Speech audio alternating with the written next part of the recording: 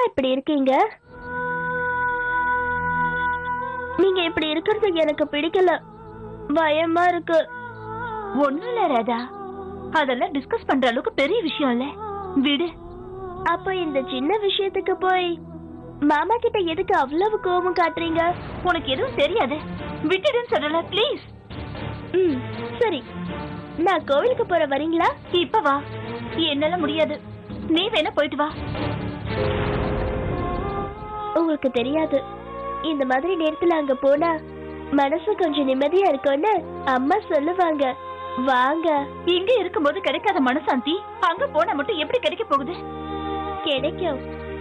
எப்படின்னா, எல்லா பிரச்சனை பத்தியும் கடவுளுக்கு நல்லா தெரியும்.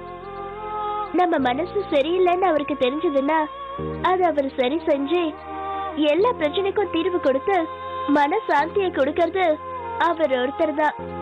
வாங்கக்கா. அதுக்கு இல்ல ராதா, இப்ப எனக்கு வரதுக்கு மனசே இல்ல.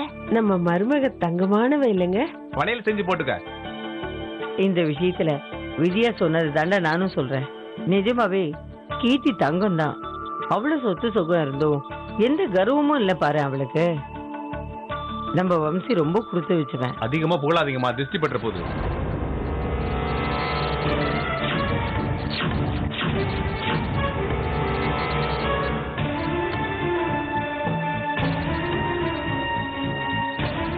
என்னடா என்னடா திடீர்னு வந்து நிக்கிற? அங்க எல்லா வேலையும் முடிஞ்சதா இல்லையா? கீர்த்தி எங்க? வேலையை பத்தி கேட்கும்போது கீர்த்தி எங்கன்னு கேட்டுட்டு இருக்க. அங்க வேலை முடிஞ்சதா இல்லையா? முடிஞ்சது. கீர்த்தி கீர்த்தி கீர்த்தி இல்லடா, கோயிலுக்கு போயிருக்கா. எந்த கோயிலுக்கு? ராமர் கோயிலுக்கு போயிருக்காங்க. நான் கேட்டதுக்கு நீ ஒழுங்கா பதிலே சொல்லல. என்னதான் உன் பிரச்சனை? அப்பா, அங்க வேலை முடிஞ்சிருச்சு, எல்லாத்தையும் ரெடி பண்ணியாச்சு. நாளையில இருந்து அங்க வேலை நடக்க ஆரம்பிக்கும். போதுமா? நான் கீர்த்தியை போய் பார்க்க போறேன். அவகிட்ட எல்லா உண்மையும் சொல்ல போறேன். இந்த விஷயத்தை மறைக்க முடியாதுப்பா. மறைச்சுக்கிட்டே போனா எங்க 2 பேருக்குள்ள இடைவெளி வருது. இப்ப நான் நல்லா யோசிச்சு முடிவெடுத்திருக்கேன். இன்னும் ஒரு நிமிஷம் கூட நான் காக்க போறது இல்ல. டேய், உனக்கு என்ன பைத்தியமா? உன் வாழ்க்கையை நீயே கெடுத்துக்கலாம் நினைக்கிறியா? இல்லப்பா, நிஜத்தை சொன்னா தூரமா இருந்தாலும் பாசம் இருக்கும்ல. இல்லனா அந்த குற்ற உணர்ச்சி என்னை விட்டு போகாது. வணக்கம் தம்பி. எதுக்கு இங்க வந்த? திரும்பவும் எதுக்கு வந்த? இன்னும் யார் வாழ்க்கையை அழிக்கிறதுக்காக? கொஞ்சம் சும்மா இரு. அவங்க கிட்ட என்ன நான் பேசிக்கிறேன். நீ டிராவல் பண்ணதுல டயர்டா இருப்ப. அம்மா உள்ள கூட்டு போங்க. வா வம்சி, போடா. வா உள்ள வா. பேக் உள்ள எடுத்துட்டு போறியா? எடுத்துட்டு போ.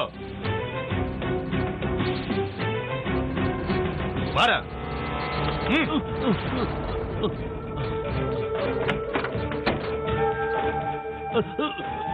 என்னடா எகத்தாலம் ஆயிடுச்சா? உன் கண்ணுக்கு என்ன பார்த்தா இழிச்ச வாய மாதிரி தெரியுதா? அடிக்கடி வந்து மிரட்டிக்கிட்டு இருக்க. எதுவும் செய்யாம சும்மா இருக்கேன்னா பயந்து போய் உன்னோட வழிக்கு வருவேன் நினைச்சியா? உன்னை துண்டு துண்டா வெட்டி உப்பு கண்ட போட்டுருவேன். தைரியமா நான் வரலைங்க, பாவப்பட்டு வந்திருக்கேன். என்ன செய்யறது சொல்லுங்க?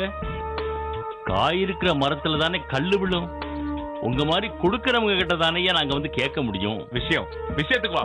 ஐயா சாமி, உங்களுக்கு புண்ணியமா போகும். தயவு செஞ்சு எனக்கு ஒரு 5000 ரூபாய் கொடுங்க. என்னோட பொண்ணும் பொண்டாட்டி காணாம போயிட்டாங்க ஐயா. காணாம போனாங்களா இல்ல தப்பிச்சு போனாங்களா? அதுதான் எனக்கு ஒண்ணும் புரிய மாட்டேங்குது ஐயா. அவங்களை இப்ப தேடணும். உங்க கடனை நான் வச்சுக்க மாட்டேன். அடுத்த ஜென்மத்துல எப்படி திருப்பி கொடுத்துருவேன். தயவு செய்து 5000 ரூபாய், ஜஸ்ட் 5000 ரூபாய் கொடுத்துருங்க. இந்த ஊரை விட்டு போற வரைக்கும் உங்க கண்ணில் பட மாட்டேன், சத்தியமா.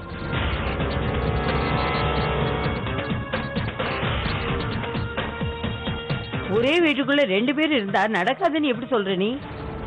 நீங்களும் டென்ஷன் ஆகி என்ன ஏமா டென்ஷன் ஆக்குறீங்க? நாம ஏன் அத்தனை நாள் அவனை இங்க தங்க வைக்க போறோம்? மிஞ்சி போனா 2 நாள் இருப்பான், அவ்வளவுதான்.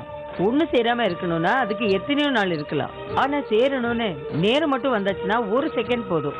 அவன் இங்க இருந்து போற வரைக்கும் 2 பேரும் சந்திச்சுக்காம நீங்க தான் பாத்துக்கணும். அப்படின்னா நாம என் சைட்ல நானும் உன் சைட்ல நீயும் பாத்துக்கணும். நாய் கத்துறதும் டிஸ்டர்பன்ஸ் தான். ஆனா அதுக்கு தெரியாம நம்ம வீட்டுக்கு யாரையாவது வர வச்சா அதை விட பெரிய அலாரம் வேற எதுவும் இல்ல. கேசவன் ஒரு நாய் மாதிரி, நாய்க்கு ஈக்குவல் ஆனவன்.